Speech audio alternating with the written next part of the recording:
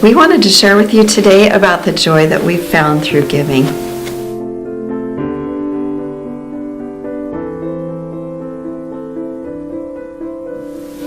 So one of the things we wanted to share with you about is, why do we give? Why do we think giving is important? Because we love God, and God, I think, actually increases our joy when we give back to Him. I think that gives Him a lot of pleasure.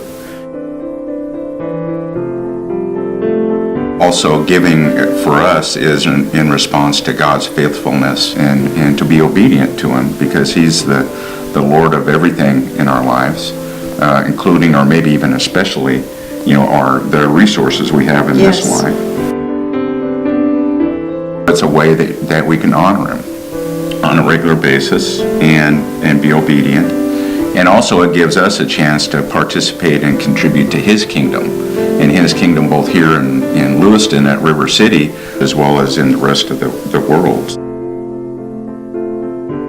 So for Donna and I, our experience with giving, it's not something we had nailed right away. Something that we've learned over time. We've been married almost 34 years. It's been something that, as we've learned it and we've seen God's faithfulness and seen God provide for us, that's increased our faith to do even more and to give even more.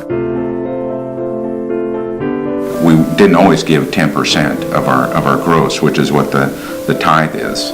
As we've learned over time, we've worked up to that, and the Lord has brought us to the point where, we do that now. Obedience in increments. Right, incremental obedience. It took a lot of faith and a lot of trust, because we were a young couple and we had small children. I heard a teaching, since all of our resources and all of our money is really God's anyway, this teaching was challenging us to give even beyond the tithe, to establish a level of living, and then anything beyond that we were encouraged to give into the kingdom. And so I shared that with Tom, and I said, let's kind of decide what our level of living would be.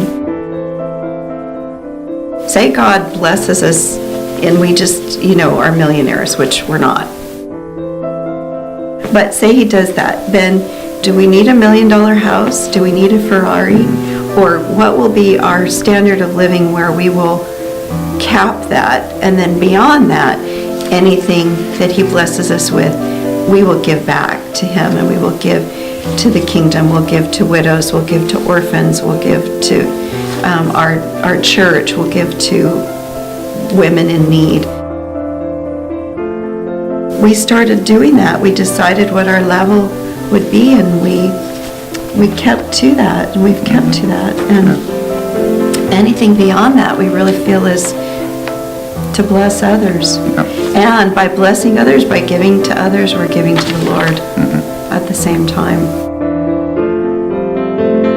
We're stewards of what God gives us. We're caretakers of what we have. God owns 100%. He lets us keep and use 90%. He's Lord of everything, including our finances.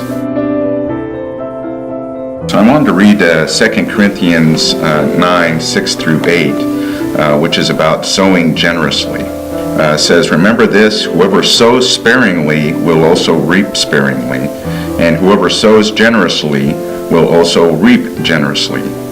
Each man should give what he has decided in his heart to give, not reluctantly or under compulsion, for God loves a cheerful giver.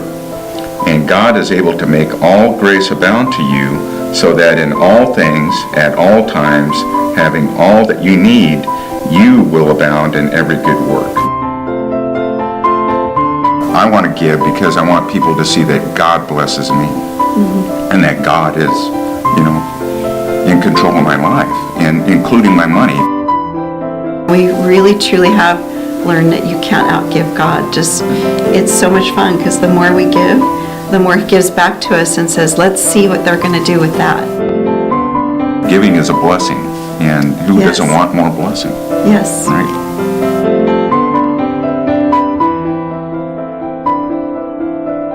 I'm Donna. And I'm Tom, and our lives have been changed.